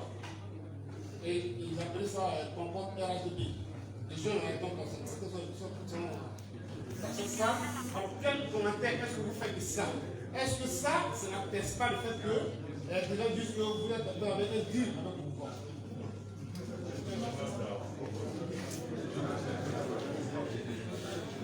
Merci beaucoup. Je demande aux responsables du parti de faire preuve de patience. C'est une conférence de presse. Et nous allons recevoir la conférence de président pour répondre aux questions des journalistes. Monsieur le Président, c'est la dernière question. La deuxième et dernière liste. Bien, alors, quelle était la nature de nos rapports, les rapports avec le président Gbagbo avant le 11 avril? Bon, c'était la nature des rapports entre un président de la République issu du parti et le président du parti lui-même. C'est ce type de rapport qu'on avait. Ça veut dire quoi? Ça veut dire que nous étions tous deux concernés par la marche du pays, concernés par les problèmes que nous posons au pays. Parce qu'un parti politique, son objectif, c'est de pouvoir, s'il est au pouvoir, de pouvoir conserver le pouvoir à l'occasion des élections. Donc, s'il est au pouvoir, il voit comment il peut aider le gouvernement à résoudre les problèmes dans la mesure de ses possibilités, dans les domaines où il peut intervenir, notamment par exemple dans le domaine de la mobilisation, de la sensibilisation, de l'explication des programmes du gouvernement, dans le domaine aussi peut-être des analyses et des réflexions avec certains responsables du gouvernement. C'est ça le rôle d'un parti qui est au pouvoir, pouvoir, de manière à ce que le gouvernement ait de bons résultats et qu'à l'occasion des élections, les Ivoiriens, les citoyens lui renouvellent leur confiance. Le président aussi doit être dans la même dynamique, à savoir qu'il a avec le parti une ressource politique à sa disposition pour mener des activités, des actions, là où il estime nécessaire, de manière à ce qu'il y ait une synergie entre le travail du parti et le travail du gouvernement. Donc c'est ce type de rapport. Mais dans ce type de rapport, la qualité peut être variable selon les gens, les hommes qui sont en face, selon la perception des uns et des autres. Et comme je l'ai indiqué dans ma communication, pendant l'exercice du mandat du président Gbagbo, les rapports n'ont pas été toujours, je dirais même fusionnels, n'ont pas été toujours fusionnels, n'ont pas été synergiques. Il n'y a pas eu de rapport synergique. Je l'ai dit, donc je n'ai pas besoin de dire. Et nous l'avons déploré. Nous l'avons déploré. À un moment donné, je peux même dire que le parti a disparu de l'environnement du président. Le parti a disparu de l'environnement du président. À plusieurs reprises, nous avons eu des rencontres, des explications pour essayer de voir comment on peut harmoniser, comment on peut caler les choses. Parce que le parti a des ressources humaines, il y a des cadres, des gens qui ont été ministres, tout ça, qui sont là, qui sont disponibles et qui peuvent aider, qui peuvent apporter. Mais pour des raisons qui sont personnelles, et je pense que ce qui leur est de reprocher le plus au parti, c'est cette liberté de ton, c'est cette liberté d'opinion, cette indépendance d'esprit. Je crois que c'est ça qui irritait le président Gbagbo. Il préférait avoir autour de lui des gens qui obéissent plus qu'ils ne réfléchissent. Or, les militants, eux, ayant été à la base du combat pour l'accession, avaient à cœur de tout faire pour que le parti reste au pouvoir. Donc, ils n'avaient pas le droit d'avoir la langue de bois. Ils n'avaient pas le droit de ne pas être exigeants, de ne pas être rigoureux sur les choses. Et ça crée beaucoup de problèmes. Ça crée le problème. C'est pourquoi je dis que c'est cette dérive. Et vous avez remarqué qu'à un moment donné, il y a d'autres structures qui sont nées à l'initiative du président Gbagbo, le CNRD. Personnellement, en tant que président du FPI, je continue de croire qu'ils ont créé le CNRD pour étouffer le FPI. Comme on parlait beaucoup, on va les mettre tous dans une grosse casserole, comme ça. Ceux qui sont à la tête vont parler et puis eux, ils vont se taire. Et vous avez vu que même pour la campagne, bon, c'est une autre structure. Il a évoqué des arguments tactiques. Mais moi, je continue de croire que quand tu vas en guerre, il faut compter d'abord sur tes propres troupes. Et dans une campagne électorale, on compte d'abord sur les zones où on a un potentiel électoral. C'est-à-dire qu'on ne délaisse pas les territoires où tu as un potentiel pour aller investir dans la latérite. Là où tu ne dois pas avoir ton budget de campagne, là, tu mets là-bas. Et puis là où c'est bien, où tu dois avoir, tu ne fais pas le travail. Ça, c'est une erreur stratégique. Il faut investir là où c'est bon, pour creuser au maximum, avoir un taux de participation élevé et un bon résultat. Même si c'est 2 ou 3 régions, tu t'appuies d'abord sur ces 3 régions. Et puis tu fais un peu dans les autres régions pour ne pas être totalement écrasé. Mais quand tu laisses tes partisans aller prendre un mercenaire pour la campagne, on a vu quand ça a chauffé, on ne voyait plus les mercenaires. J'étais obligé de monter au créneau encore en 2000. Parce que moi, c'est mon parti, c'est mon président. Il faut qu'il me sacrifie. C'est le Mercedes. Jusqu'à présent, je ne l'ai pas encore fait. C'est nous, on a mis en prison ici. Parce qu'on continuait d'écrire Babou, Babou, Babou ici. Au lieu d'aller faire allégeance à Ouattara et puis avoir des milliards, des postes ministériels et tout ça. Parce que le 11 avril, quand on tombe, il y avait le choc. Il y en a qui sont partis faire allégeance à l'hôtel du Golfe. Des proches de Gbagbo. Pourquoi moi je ne suis pas allé? Et que j'ai demandé aux gens même de ne pas aller faire allégeance. Mangou est là pour témoigner. Yaoundé est là pour témoigner. Koulibaly Mamadou est là pour témoigner. Quand ils sont partis, je leur ai dit, vous faites quoi là-bas? Et c'est pour ça qu'il était en prison. Alors quand les gens me parlent de dire de trahison, si je veux trahir Gbagbo là, c'est le 11 avril. Je pourrais faire comme Mamadou Koulibaly qui a considéré que Gbagbo a trahi une CAF, laisser les gens tranquilles et puis c'est ce que Mamadou Koulibaly a fait. C'est qui lui l'a dit. Il pouvait dire la même chose. Et puis aller tourner tranquillement, Ouattara pour dire, bon, d'ailleurs il est parti, on a qu'à voir comment on fait. Mais je n'ai pas fait ça. Je continue de défendre la cause de Gbagbo.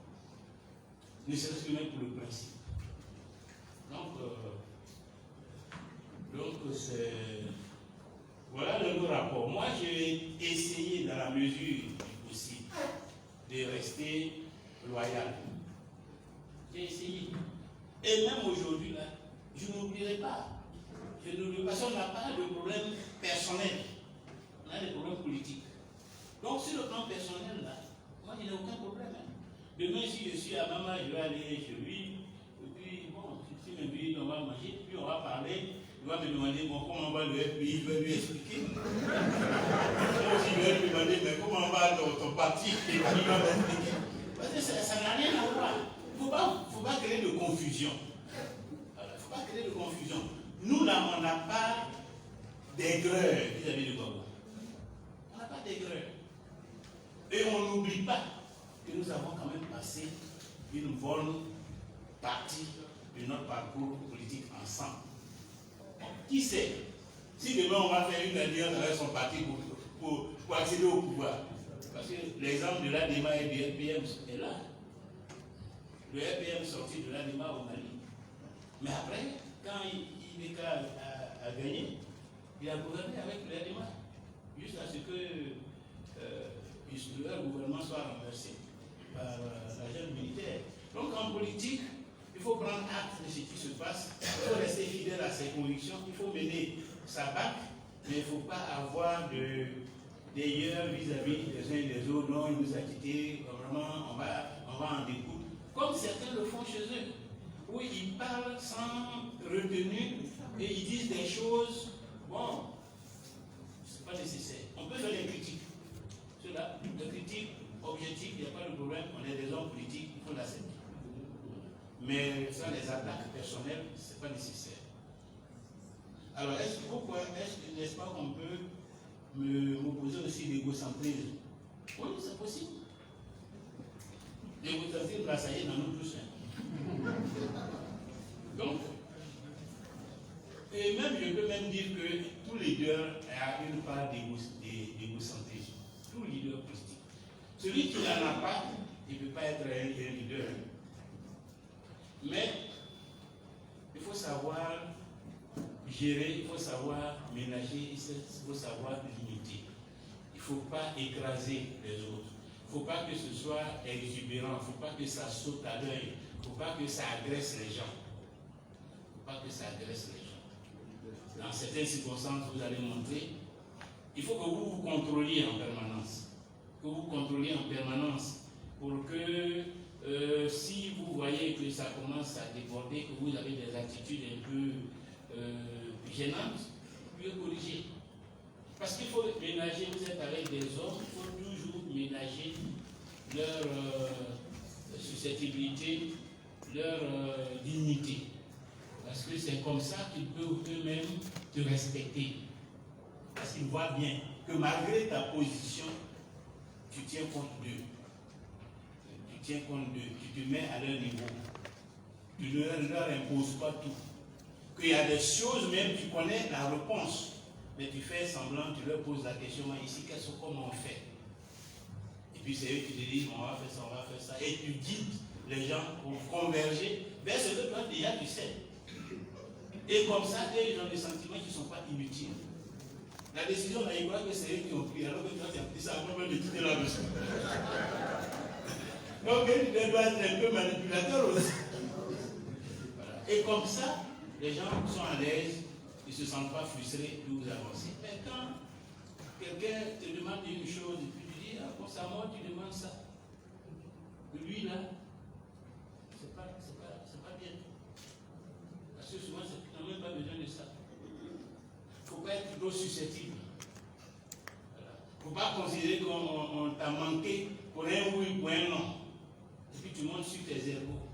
Et tu veux faire comprendre à l'autre que c'est toi. Et qu'il n'a pas le droit de te parler comme ça. C'est même une absence même de maîtrise de soi, de confiance en soi. Quand on a confiance en soi, on ne dit pas, on ne s'offusque pas pour ceci ou cela. Moi, je vois sur les réseaux sociaux, il y a des gens, des enfants, des gens même qui n'ont même pas le bac, ils sont sur les réseaux sociaux, ils n'ont même pas de boulot, ils n'ont aucune expérience de la vie, et puis tu dis des choses. Voilà. Des injures parfois. Et tu peux te dire, mais quand même, c'est moi, j'ai fait ceci, j'ai fait cela, mais tu laisses passer. Tu laisses passer, parce que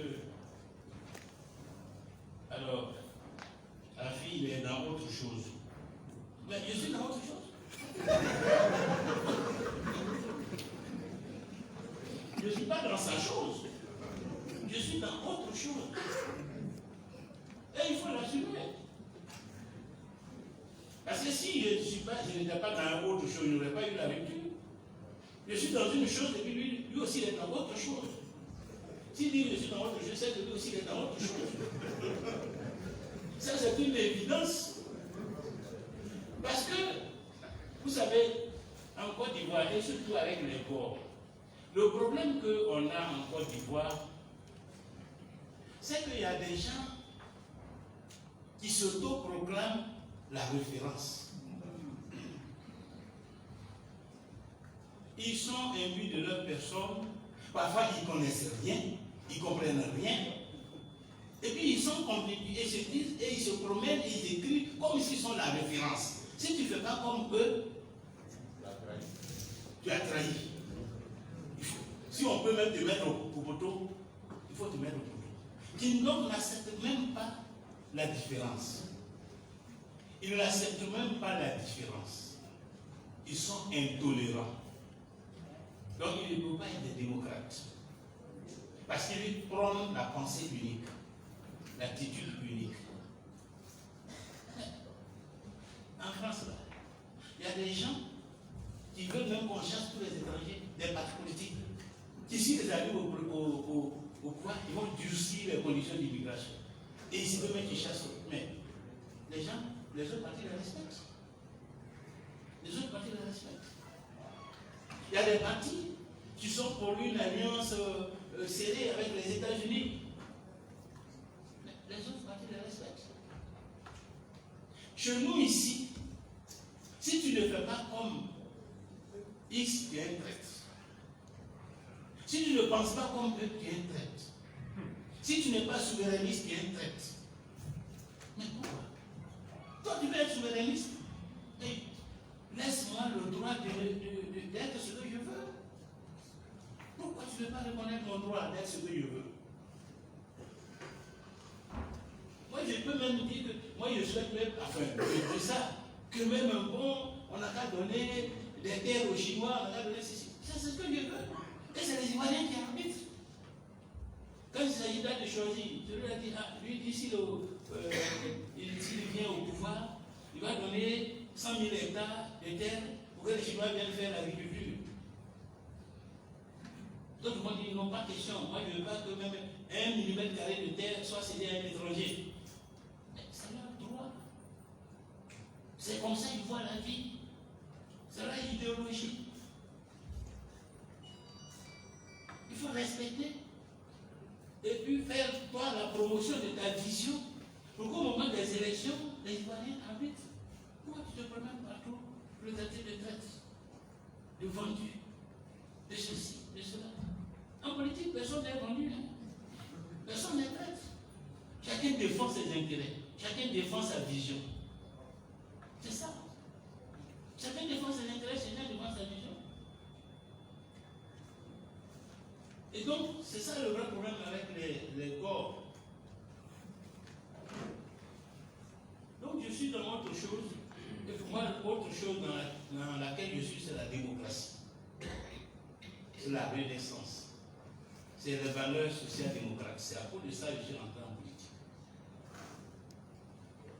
Si c'était pour l'argent, je ne serais même pas venu au FPI. J'ai dit tout à l'heure que j'ai fait 15 ans. C'est moi-même qui payais tout de ma poche pour implanter le FPI. Pendant 15 ans. À cause de ça, à un moment donné, je n'avais même pas de voiture. Je n'avais pas de maison. Et c'est même pour ça que mon grand frère, j'avais des problèmes avec mon grand frère. Parce qu'il avait du mal à accepter ça. Il avait du mal à accepter ça. Mais je l'ai fait parce que je rentre dans un parti où il n'y a pas d'argent. Il n'y a rien. Pourquoi tu vas aller te présenter devant quelqu'un, puis dire donne l'argent, je vais aller à Boaké, donne l'argent, je vais aller à Tanda. Tu ne peux pas. Comme tu es un peu, tu le fais.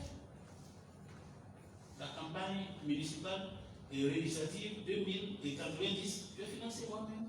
Législative, municipale, et financer moi-même. J'ai bouffé l'argent de FPI. Si on peut dire que j'ai bouffé l'argent de FPI, c'est quand je suis devenu ministre du tourisme de l'industrie dans le gouvernement de transition en 2000. C'est pourquoi j'ai situé la période de 1987. À partir de là, je peux dire que grâce au FPI, je reçois quelque chose qui ne provient pas de mes seules activités, de mes activités personnelles. Donc, je crois que nous, on n'a pas de complexe. On n'a pas de complexe par rapport à ça. Et ceux qui ont des complexes, et puis nous n'avons pas besoin de suspecter les gens. Ceux qui sont là, ils sont venus librement. Si un jour ils veulent partir, ils vont aller librement. Quelque chose que tu as fait, tu vas partir. Donc on n'a pas dit, on nous a envoyés à fuir. Même quand il dit ça, quand Gbagbo dit ça, c'est pas bien qu'il dise ça. Parce qu'il sait d'où je viens. Il connaît mon parcours. Il ne va pas dire on nous a envoyés à fuir. Mais à partir de la crise de 2011, je dirais même à partir de la crise de 2010, on a des visions qui ne convergent pas. C'est ça qui est le vrai problème. C'est pas parce que quelqu'un m'a envoyé quelque part, fait quelque part. Moi-même, là, je ne suis pas d'accord avec sa vision. C'est pas quelqu'un qui me dit, je suis suffisamment grand. Je ne suis pas d'accord avec sa vision. Or, eux, pour te discréditer, pour délégitimer ta posture, ils vont toujours faire croire que ce n'est pas toi qui penses ça, mais les gens qui te poussent. Donc tu es manipulé. Mais ça, c'est la démarche du parti unique. Et dans ce domaine-là, je crois que certains de nos amis qui sont là-bas n'ont pas abandonné les réflexes marxistes ou trotskistes. Parce que dans les partis communistes, là, c'est comme ça qu'on manipule les gens. C'est comme ça qu'on fait le procès des gens. Dans ces partis-là, dès que quelqu'un a une idée de divergence, il est manipulé. C'est une taupe. Non, ça là, c'est avant. Aujourd'hui, on est dans la démocratie. Chacun est libre d'avoir une opinion. Et ce n'est pas parce qu'on manipule quelqu'un qu'il peut avoir une opinion divergente. Bon, d'abord, je lis la page à vie. Est-ce définitivement fini? Or, en politique, moi, je n'aime pas trop affirmer de façon catégorique les choses. Parce qu'en politique, tout est possible. Vous voyez, Bédié et Ouattara, à un certain moment de leur histoire, en 98, 99, qu'est-ce qu'on n'a pas vu ici? Mais en 2005, qu'est-ce qu'on n'a pas encore vu ici? Et puis en 2019, qu'est-ce qu'on n'a pas vu ici? Bon, donc, il faut regarder seulement. Il faut regarder, il faut faire le travail. On ne sait pas ce que l'avenir nous réserve. Donc, ce sont des questions auxquelles on ne répond pas par oui ou par non. On laisse l'avenir juger et décider. Des jeunes FPI ont adhéré au RHDP via Concorde, n'est-ce pas la preuve d'un deal avec le pouvoir? Alors ça, je ne sais pas si c'est une question. Les jeunes Ivoiriens, là, ils sont, je ne sais pas combien, peut-être 14 millions, hein? 17 millions. 17 millions de jeunes. Et parmi les 17 millions, il y a des centaines de milliers, sinon voire des millions qui peuvent se réclamer du FPI. Et qui peuvent être libres là où ils sont, de prendre des positions, de changer de position, d'aller à gauche, d'aller à droite, etc. Tout à l'heure, au cours de ce comité central, le secrétaire national de la JFPI a évoqué le cas de 3 jeunes qui étaient partis au plus fort de la crise et qui, depuis le 9 août, sont revenus. Donc, en Afrique, ce n'est pas comme en Europe. Les engagements politiques ne se sont pas encore suffisamment consolidés. Les gens adhèrent au parti sur la base de plusieurs facteurs. Certains viennent parce qu'il y a un ami qui est dans le parti, donc lui aussi, comme ils sont ensemble en permanence, lui aussi rentre dans le parti. Si un jour son ami disparaît d'une manière ou d'une autre, son engagement devient instable. Il peut rester ici pendant cette période-là, il a pu avoir un ancrage dans le parti. Comme il peut partir. Ça, c'est l'Afrique. C'est l'Afrique. Parce que beaucoup, c'est un peu comme aujourd'hui, même quand on regarde la dissidence. C'est la même chose. Donc, ce sont des détails. Ce ne sont pas des détails, ce sont des détails et ça ne prouve rien. Parce que quand vous faites la conclusion ou la relation que là, donc il y a un deal entre les pays et Concorde et donc entre les pays. Non. Si nous on doit faire un deal avec Concorde, on va le faire au vu et au su de tout le monde, avec des arguments qu'on va développer. Alors on n'a pas besoin de se cacher ou bien d'envoyer en mission des jeunes pour dire allez-y à Concorde et puis nous on arrive.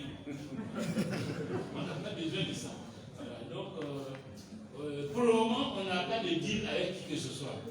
Si un jour on doit avoir un deal, ça veut dire un accord politique de quelque nature que ce soit, d'abord, tout le monde le saura parce qu'on va faire un débat démocratique au sein du parti. Le secrétariat exécutif va se réunir sur sa question. Le secrétariat général va se réunir sur la question.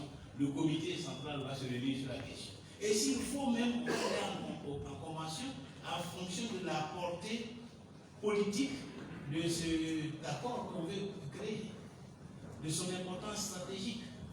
Et pendant tout ce processus, tout le monde suivra, de manière à ce que quand on aura conclu cet accord, ça engage tous les militants du FPI.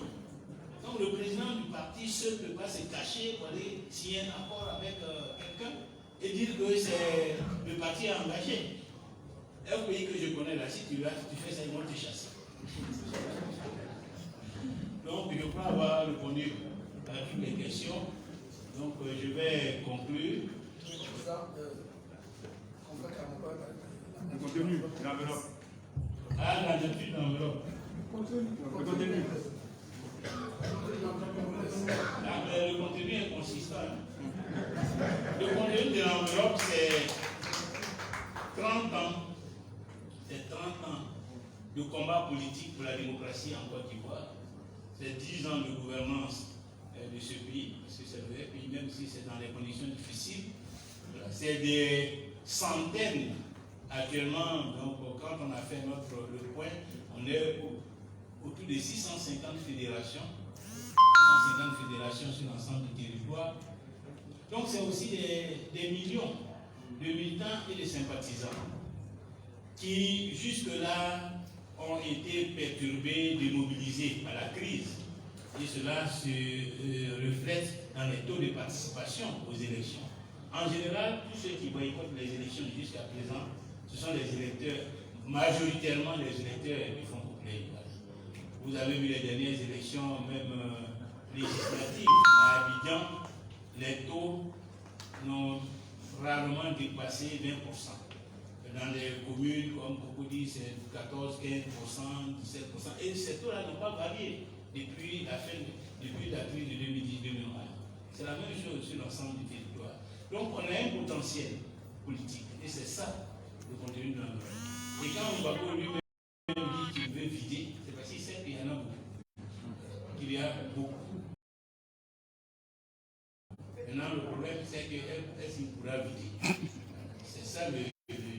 Donc, nous, et puis, de toute façon, avec la nouvelle ligne que nous allons imprimer au parti, je suis persuadé que nous allons encore grossir avec les deux militants. Parce que c'est pourquoi nous disions qu'à quelque chose, malheur est bon. C'est que, malgré tout, nos amis qui nous quittent, nous ôtent une épine du pied par leur attitude arrogante en général, par leur pensée très souvent tribaliste, xénophobe, agressive, extrêmement nationaliste, par ces comportements, par cette culture politique, par cette pensée politique.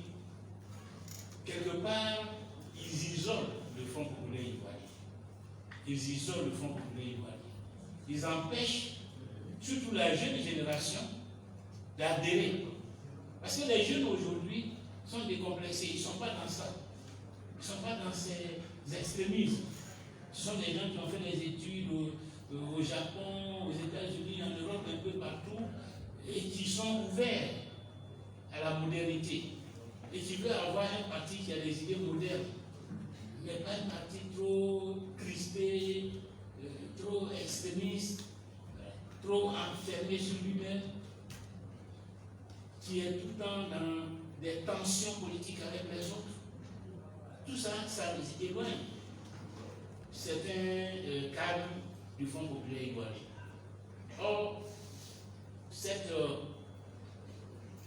démarche de modernisation, c'est ce que nous portons. Et je suis persuadé qu'à l'occasion de notre congrès, vous allez voir de nouveaux visages qui vont venir grossir les rangs du parti, donner du sang neuf au parti, enrichir le potentiel humain et intellectuel du parti. Et c'est peut-être avec ça que je suis persuadé que les Ivoiriens nous feront confiance en 2025 pour la renaissance de la Côte d'Ivoire. Je vous remercie.